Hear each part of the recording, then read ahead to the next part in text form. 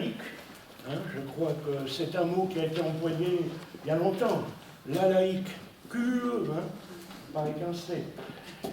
Chers amis de la laïque, chers camarades, parce que je sais qu'il y a aussi des gens liés au mouvement ouvrier qui sont là, mesdames, messieurs, en vos grades et qualités, bonjour à tous, en clair. Hein. En préambule, merci aux organisateurs de m'avoir invité en tant que président du Club République Sociale à votre assemblée locale. On peut toujours faire mieux, mais on fait le concret. En particulier à Michel Lambollet, qui est aussi membre du Club République Sociale, qui est basé à Nancy. Hein.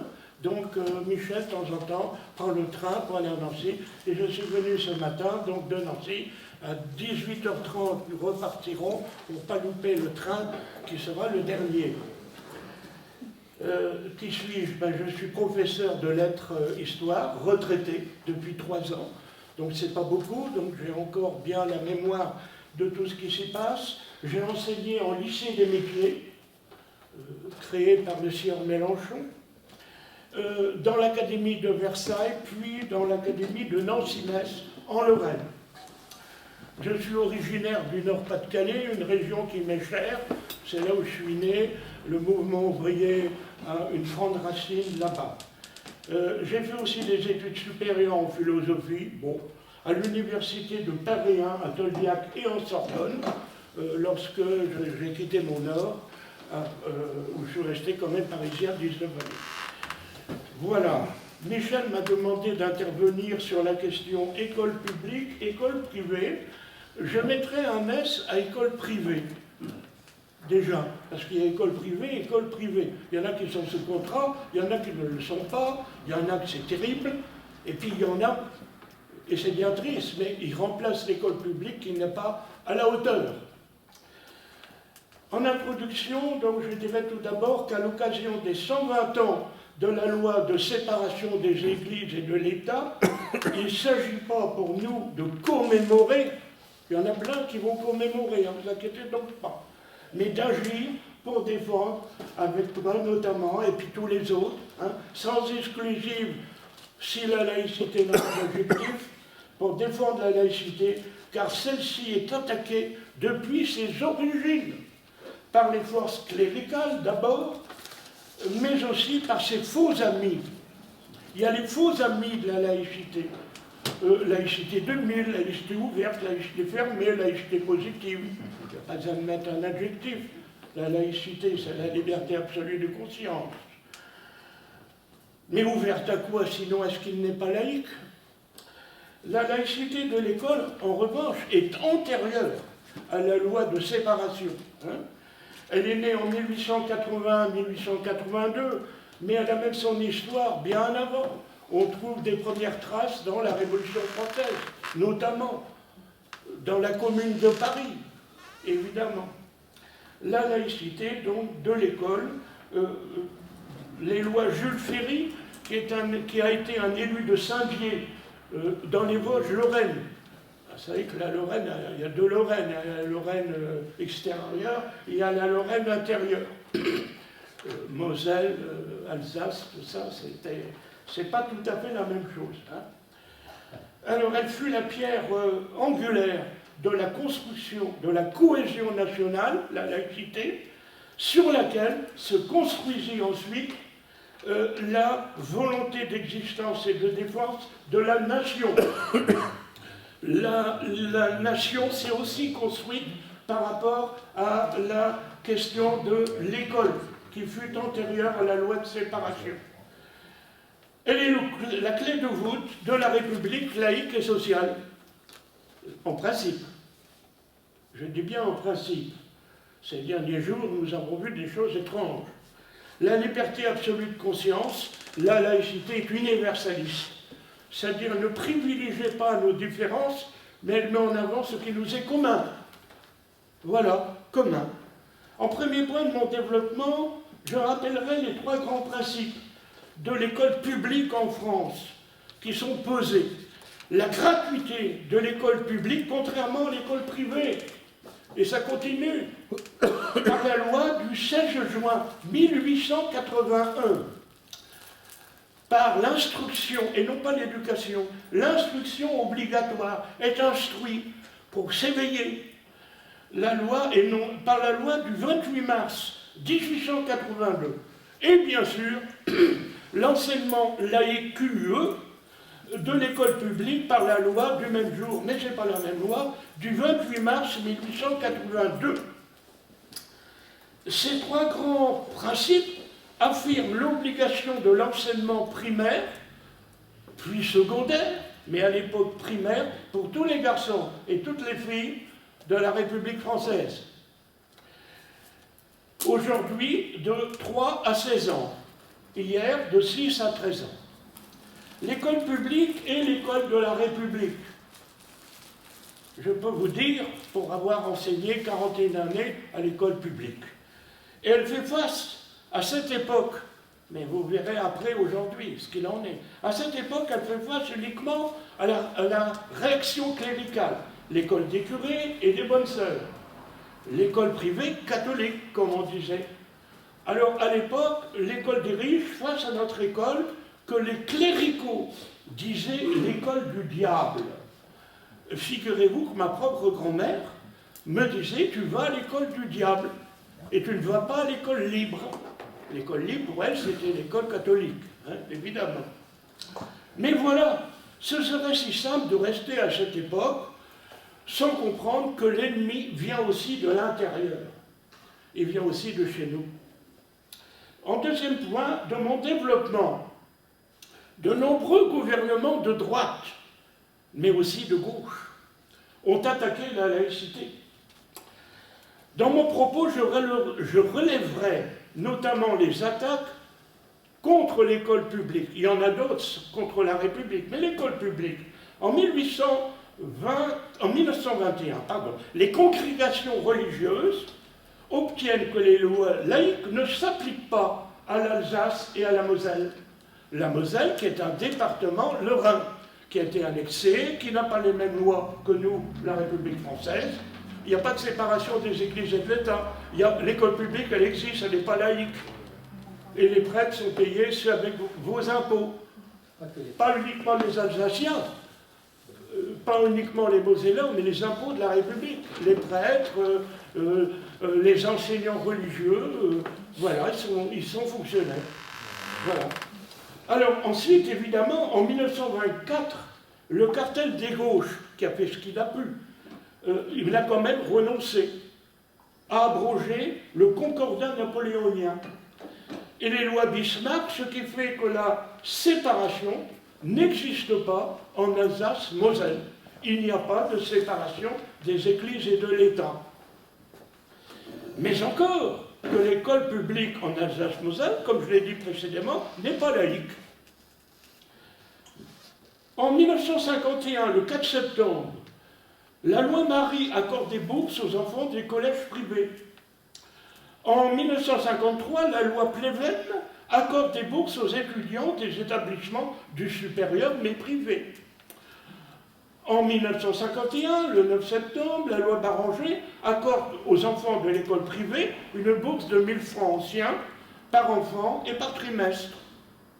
En 1959, et ça c'est le cœur du problème pour l'école, la loi Debré, le père Debré, institutionnalise le financement public des écoles privées dans le cadre de contrats simples ou d'associations. C'est-à-dire que l'école privée, boum, les maîtres sont payés par l'État, elles obtiennent des subventions des collectivités territoriales, et elles font payer aussi les parents. Voilà. Ainsi, le 19 juin 1960, 40 000 militants de la laïque QE se rassemblent et font le serment solennel sur la pelouse du bois de Vincennes de lutter sans trêve et sans défaillance pour son abrogation. 10 813 697, n'est-ce pas, citoyens pétitionnent ce serment. C'est un serment. Mon propre père, aujourd'hui il n'est plus de ce monde, avait signé ce serment. Et me l'a rappelé tout au long de mon enfance, bien sûr.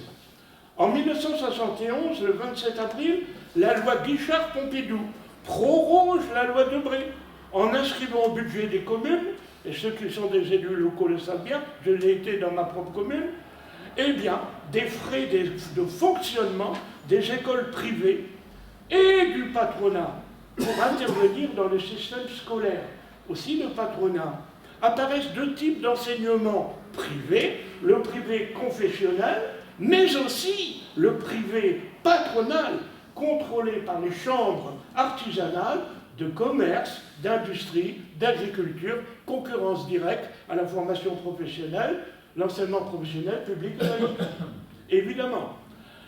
En 1992, le 13 juin, les accords Lancloupé, ça ne rajeunit point, et pourtant aboutissent au versement de 1,8 milliard de francs à l'enseignement privé au nom du droit et de la reconnaissance de la contribution de l'enseignement privé au système éducatif. Un recteur, quand j'étais syndicaliste, m'a un jour m'expliqué, mais je supprime l'enseignement dans cette école-là, publique, mais ne vous inquiétez pas, elle demeure dans l'enseignement privé, privé sous contrat. Ben, il y a quelque chose qui tourne pas rond, là. Il l'a supprimé dans le public, il l'a maintenu dans le privé. Ben, c'est l'école de la République, mon cher monsieur, me disait-il. Ben, voyons. En 2000, le 19 juin, par ordonnance, l'article 30 de la loi de 1905, interdisant l'enseignement religieux pendant les heures de classe dans les écoles publiques, est abrogé et codifié à l'article L 141-4 du Code de l'éducation. On me rappelait que Maxime Grémetz avait même déposé un amendement que tout le monde a voté à l'Assemblée nationale, presque, la droite comprise, bien sûr, pour le fait qu'on peut avoir de l'enseignement religieux, c'est nécessaire à l'école publique. Et ben, alors, me direz-vous, mais tout ça c'était hier, mais tout ça c'est passé, allons. Ben, je vais vous parler de quelque chose, le financement de l'enseignement privé aujourd'hui, pas hier, aujourd'hui. L'enseignement privé, premier et second degré, scolarise 17% des élèves, soit 2 millions, c'est pas rien, dans 7500 établissements sous contrat. Sous contrat, c'est-à-dire ils ont normalement les mêmes programmes et les maîtres de l'école privée sous contrat sont payés par l'État, hein, comme moi, je l'ai été dans le public. Il est financé, écoutez bien, à 75% sur fonds publics, à hauteur de, je ne pas dire de bêtises, mais sur le budget de l'éducation nationale, ça fait quand même un paquet d'argent. L'enseignement privé sous contrat est constitué d'établissements gérés par des associations régies par la loi de 1901. Petite parenthèse, quand j'ai été élu à ma mairie, le maire présente, le curé nous demande tant, ben je prends la parole, je dis, si en tant que curé il n'a rien à demander, il y a séparation d'Église et de l'État. Avec un petit sourire, le maire socialiste me dit, mais non, c'est la loi de 1901. Monsieur le curé, c'est monsieur le président de l'association. Et boum, boum, il encaissait les sous. Ces établissements, donc, sont associés à l'État en application de la loi Debré de 1959 pour ce qui relève de l'éducation nationale et la loi Rocard, alors voilà, de 1984 pour ce qui relève du ministère de l'Agriculture. Savez-vous que les lycées agricoles relèvent du ministère de l'Agriculture ou du nom qu'ils portent maintenant? Ils ne relèvent pas de l'éducation nationale. Dans des rapports successifs, la mission parlementaire sur le financement public de l'enseignement privé sous contrat a dénoncé, pas il y a un siècle, le 2 avril 2024, l'existence d'un système hors de contrôle et où la parité de financement entre enseignement public et privé correspond de moins en moins à la parité des obligations. Il y a les textes, mais ils vont encore plus loin que les textes. Une attribution des fonds publics est très éloignée de la lettre et de l'esprit des textes de la loi de 1959 dite Debré. L'émergence du réseau hors de tout cadre législatif et réglementaire et sans contre-relation avec l'État. C'est le réseau des établissements catholiques qui rassemble 95% des établissements privés sous contrat, donc quand on parle d'établissements privés sous contrat, c'est les établissements catholiques, et il y a un autre réseau, le réseau des établissements juifs, protestants, musulmans, langue régionale et non confessionnelle, qui n'est pas sous-estimé. Le 25 mars 2025, ça nous rapproche d'aujourd'hui, hein, on ne peut pas dire que c'était hier, une dégradation de la mixité sociale due à l'évitement des établissements publics est constatée par des familles favorisées qui mettent leurs enfants à l'école privée en disant bah, ça sera mieux qu'à l'école publique. Ils ont une grande liberté dont jouissent les établissements sous contrat pour le choix de leurs élèves. Ils peuvent dire celui-là on n'en veut pas, celui-là on en veut, celui-là les nuls on veut le virer. Moi, dans mon établissement, le lycée des métiers où je travaillais, voilà, nous accueillions des gens de l'école privée qui étaient virés et nous les reprenions à l'école publique.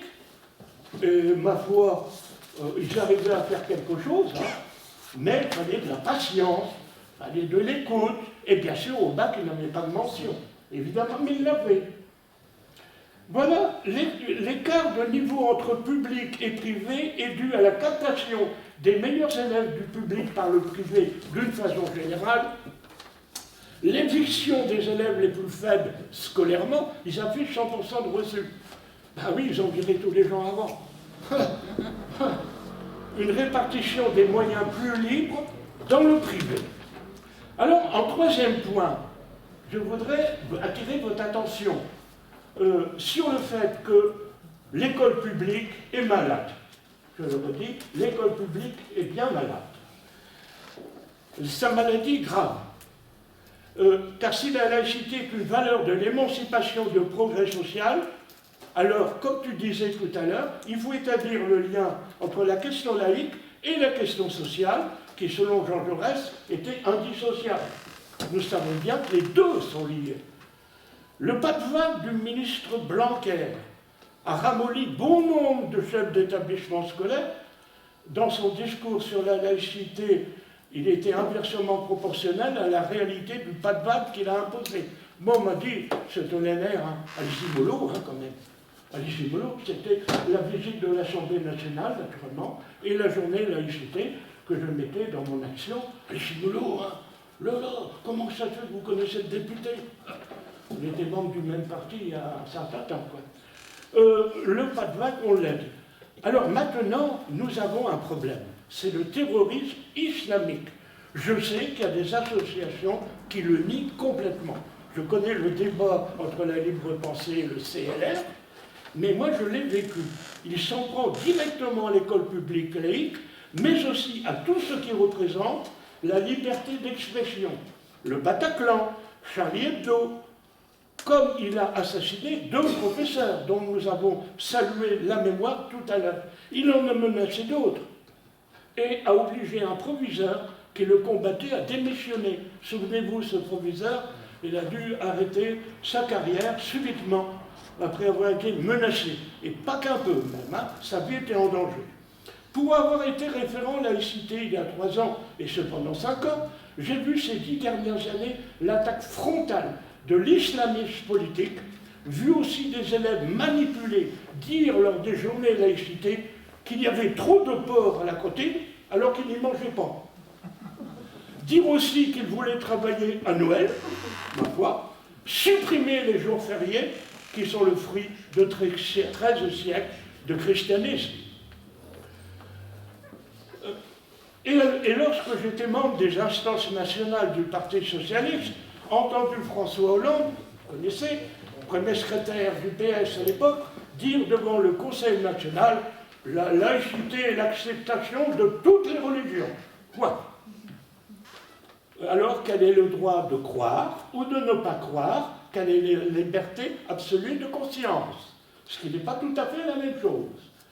Vu aussi la CGT Éducation dont je fais partie, expliquait que la laïcité ne permettait pas de lutter contre le terrorisme car elle est bourgeoise et qu'elle a voulu intégrer la classe ouvrière en construisant son empire colonial sur la base de la théorie des races supérieures.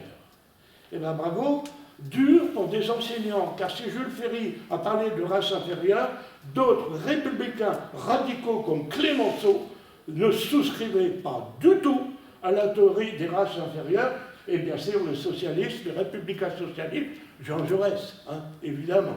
Mais comment ne pas reconnaître hier que la laïcité est une conquête sociale pour le mouvement ouvrier, car elle a sorti les enfants des champs, des usines et des mines. Nord-Pas-de-Calais, Lorraine, devant aussi des programmes vidés de leur contenu. Figurez-vous que moi, dans ma carrière, j'ai été sidéré.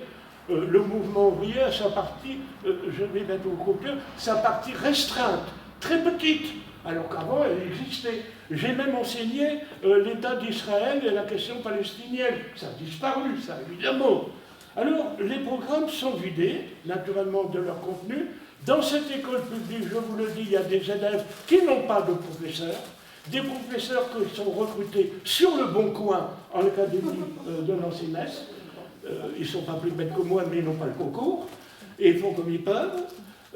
Des classes surchargées, tellement faussement inclusives. Ah oui, on supprime tous les trucs, toutes les choses qui existaient par les lourds handicaps, et viennent dans nos classes. C'est comme ça qu'un jour, il y en a un qui m'a sorti un gros couteau. J'ai eu un peu peur, quand même. Alors, tellement inclusives qu'elles sont ingérables. L'école privée est, de fait, pour certaines familles, je ne parle pas naturellement de Stanislas à Paris, je parle des écoles privées toutes simples, où, dans des établissements scolaires, des enseignants qualifiés, ils ont un concours, ils enseignent la même chose que moi, pour certains et pour beaucoup, dans le respect des valeurs de la République, il faut le dire, et j'en connais, comme j'en ai connu dans l'école publique laïque, des collègues qui, au Ramadan, priaient dans mon école, dans leur classe, à la pause. Eh bien ça vous ébranle un peu, hein? Aux faux amis de la laïcité, je dis que la laïcité ne peut pas stigmatiser les musulmans si on est sur le point de vue laïque, puisque celle-ci ne peut pas savoir la religion de notre voisin, à l'école comme dans la cité, sauf, bien sûr, à l'afficher ostensiblement. Ah oui, la question des voiles, que la CGT Éducation elle est pour, le CAMIF et tout le bazar, bien sûr. Alors, en conclusion provisoire, oui. Mon cher ami, la laïcité n'est pas une religion. Elle est le droit d'en avoir une ou pas. Elle est la liberté de conscience. Je vous propose, aux uns et aux autres, on fait partie de différentes associations, on fait partie de beaucoup de choses, il faut le dire. Je vous propose de nous confédérer. C'est-à-dire pas de viens habiter chez moi, dissous-toi. Non, non, non, ça c'est Mélenchon. C'est autre chose. Nous avons une histoire, nous avons des créations d'associations laïques, philosophiques, politiques, syndicales, associatives. Eh bien, si nous confédérions un minimum les clubs et les associations, je pense que ce serait la voie de l'action. Voilà, je vous remercie de m'avoir entendu. Merci Eric. Quelques règlements de compte aussi. Hein. Ben non, c'est un constat de l'intérieur. Les collègues, voilà.